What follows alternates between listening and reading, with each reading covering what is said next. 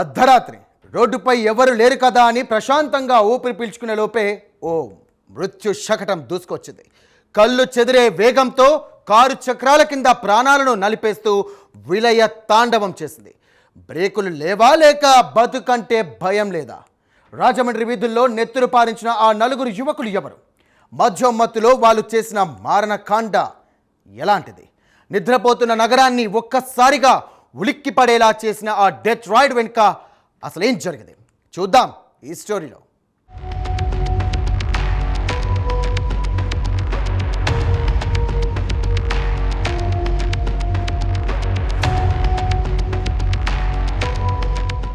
సమయం అర్ధరాత్రి దాటుతోంది. అంతా ప్రశాంతంగా నిద్రపోతున్న వేళ ఆ నలుగురు యువకులకు మాత్రం నిద్ర రావడం లేదు. ఒళ్లంతా మద్యమత్తు, కళ్లల్లో ఏవో తెలియని కిక్కు. ఫుల్లుగా తాగి స్టీరింగ్ పట్టుకున్న ఆ చేతులకు ప్రాణాల విలువ ఏమాత్రం పట్టలేదు. యాక్సిలరేటర్పై కాలు పెట్టిందే తడుగా ఆ కారొక మృత్యురథంలా మారింది. ఇటు వెళ్తున్నారో ఎవరిని గుద్దుతున్నారో వాళ్లకే తెలియని అపస్మారక స్థితి. తొలి టార్గెట్ రాజమండ్రి ఆర్టీసీ కాంప్లెక్స్. నగరంలోని తాడితోటకు చెందిన విజయ్ కుమార్ కార్ నడుపుతూ రాకెట్ వేగంతో ఊహించని విధంగా విధ్వంసం సృష్టించాడు. నడుచుకుంటూ వెళ్తున్న ఇద్దరు కూలీలను కార్ బలంగా ఢీకొట్టడంతో క్షణాల వ్యవధిలో ఒక నిండు ప్రాణం గాల్లో కలిసిపోయింది. మరొకరు తీవ్రంగా గాయపడి ఆసుపత్రిలో చికిత్స పొందుతున్నారు. అయినా ఆ మృగాళ్ల కార్కు బ్రేక్ పడలేదో, వాళ్ల మృత్యుదాహం తీరలేదో.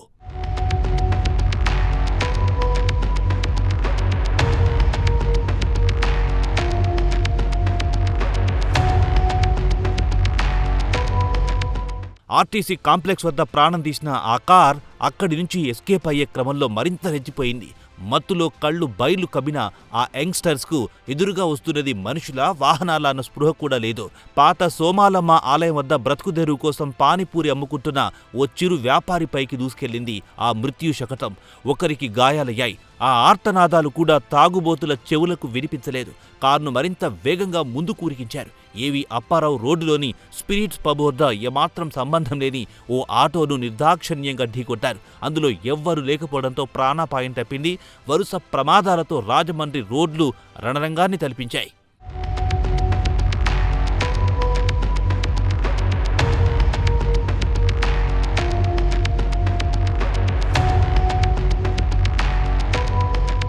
మూడు చోట్ల భీభత్సం సృష్టించిన ఆ కార్ ఆ తర్వాత లాలా చెరువు కూడలి వద్ద ద్విచక్ర వాహనంపై వెళ్తున్న ఇద్దరిని బలంగా ఢీకొట్టింది.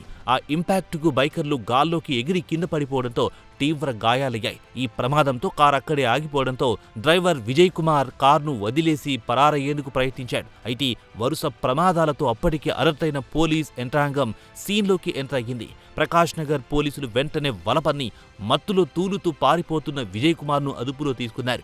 వెంటనే కారును సీజ్ చేసి క్షతగాత్రులను హుటాహుటిన రాజమండ్రి ప్రభుత్వ ఆసుపత్రికి తరలించారు. ఈ డెత్ డ్రైవ్పై ప్రకాష్ నగర్ పోలీసులు కఠిన సెక్షన్ల కింద కేసులు నమోదు చేసి విచారణ వేగవంతం చేశారు.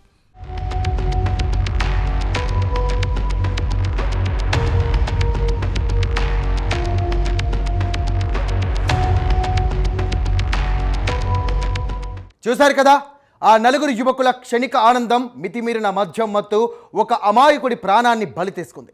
ఎందరో జీవితాలను ఆసుపత్రి పాల్చేసింది. తాగి వాహనం నడపడం కేవలం చట్ట వ్యతిరేక మాత్రమే కాదు, ఇతరుల పాలిట అది ఉరితాడు లాంటిది. యువత అర్ధరాత్రి దాకా ఎక్కడుంటున్నారు, ఏం చేస్తున్నారన్న కనీస పర్యవేక్షణ తల్లిదండ్రులకు ఉండాల్సిన అవసరం ఎంతైనా ఉంది. పోలీసులు డ్రంక్ అండ్ డ్రైవ్ తనిఖీలు మరింత కఠినతరం చేయకపోతే ఇలాంటి మృత్యు ఘంటికలు మోగుతూనే ఉంటాయి. Be safe, don't drink and drive.